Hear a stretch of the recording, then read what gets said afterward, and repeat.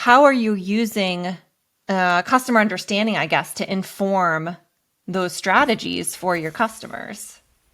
Yeah, yeah.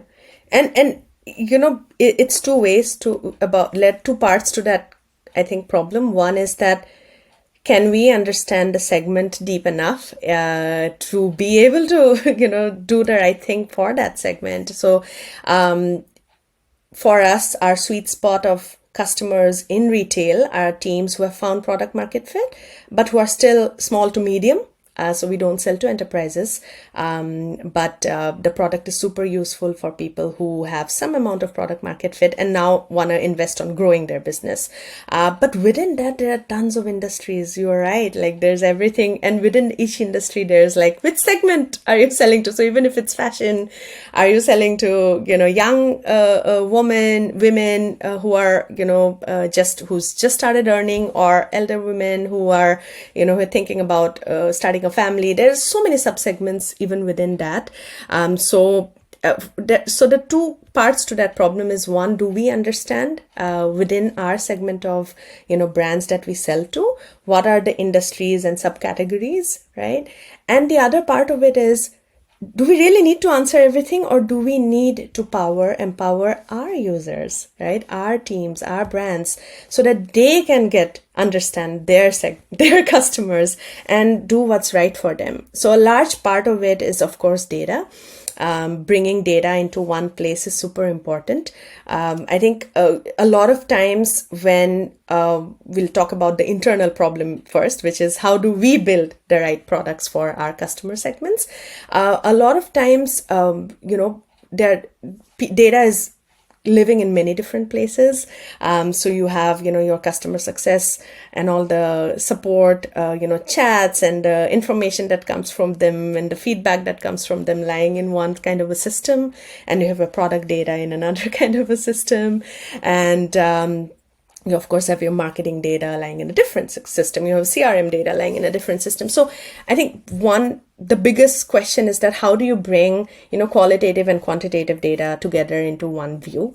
That definitely starts becoming a very important part of how do you solve that problem. And I'm saying qualitative and quantitative because, as you rightly said, you can't just look at dashboards and claim that you understand people. It's not how it works, right?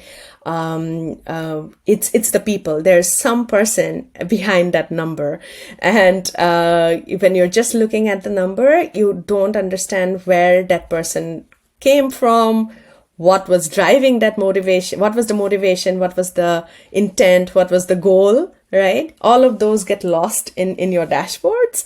So qualitative is super, super important part of that, balance, keeping the balance.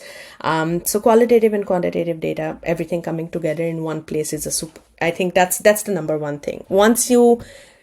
Even if you don't have everything in one place, once you know that there are different parts of, like each user has this 360-degree view and you have data about that user lying in different systems, then you definitely can start solving for any new product person or any new person in the team who comes in and who starts looking at, hey, what do I need to do next?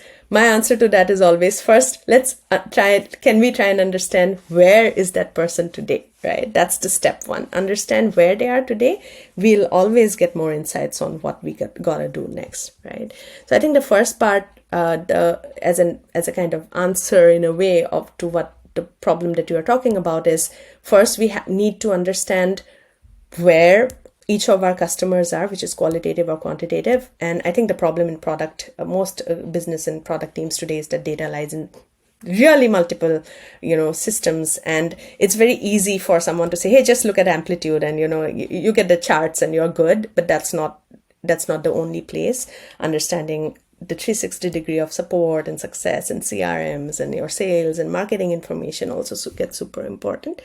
And then the second part of it is, now that we know that is the problem for us as a product team, imagine it's the same for that single retailer out there. That person's struggling too. In fact, that's a 5-member team. That's not a 30-member team. That's a bigger problem for him.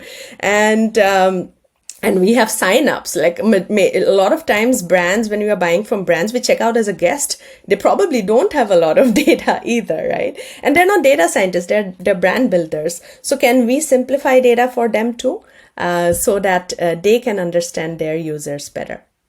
Yeah, that makes a ton of sense. I also love how you talk about maybe empowering some of your customers to sort of continue that learning and understanding, and get them sort of up to speed with how to better understand customers in order to serve them well.